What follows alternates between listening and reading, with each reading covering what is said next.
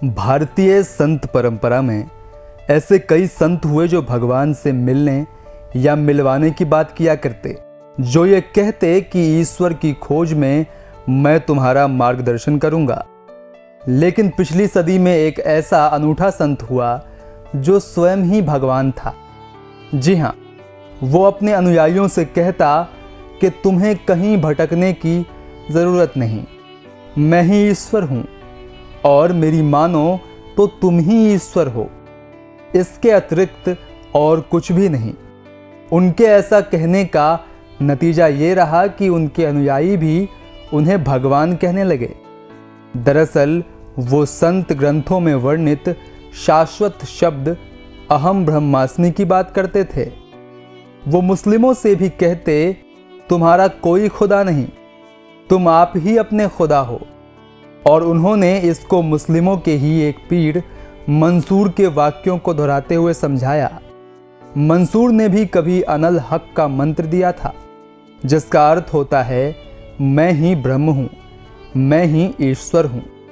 ऐसे तार्किक और अनोखे संत को दुनिया ओशो रजनीश के नाम से जानती है, जिन्होंने जीवन भर अलग तरह की बातें की, जिन्हें समझने के लिए आज के लोगों को भी मशक्कत करनी पड़ती है, जिनके कहे पर रिसर्च किए जाते हैं, जिन्होंने अपने समय से आगे की बातें की, जिनका ज्ञान अद्भुत था और जिन्होंने अपने जीवन काल में लाखों पुस्तकों का ज्ञान अर्जित किया।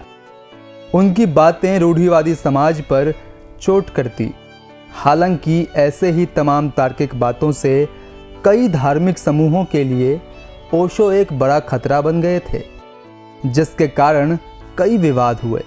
लेकिन उनके विचारों को आज भी उतनी ही संलग्नता के साथ सुना जाता है। अगर मानव मन में जमे धूल को साफ करना है तो ओशो के चमत्कारिक विचार सुनना ही चाहिए।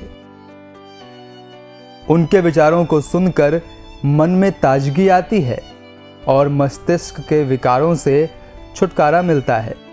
तो आइए ओशो के कुछ चमत्कारिक विचारों को जीवन में उतारने का प्रयास करें।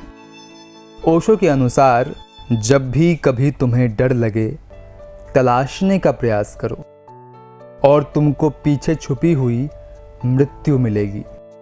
सभी भय मृत्यु के हैं। मृत्यु एकमात्र भय स्रोत है। एक जगह ओशो कहते हैं, जितनी ज़्यादा गलतियां हो सकें उतनी ज़्यादा गलतियां करो।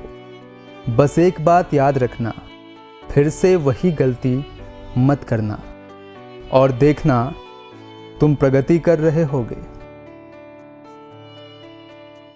ओशो मानव मन के विस्तार के लिए कहते हैं, एक भीड़, एक राष्ट्र, एक धर्म, एक जाति का नहीं, पूरे अस्तित्व का हिस्सा बनो।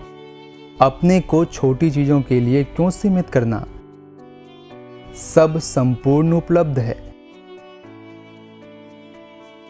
ईश्वर के संबंध में ओशो कहते हैं, तलाशो मत, पूछो मत, ढूंढो मत, खटखटाओ मत, मांगो मत, शांत हो जाओ।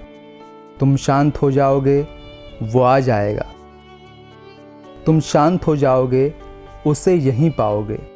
तुम शांत हो जाओगे तो अपने को उसके साथ झूलते हुए पाओगे। प्रेम के विषय में ओशो के अद्भुत विचार हैं। वे कहते हैं, प्रेम एक आध्यात्मिक घटना है।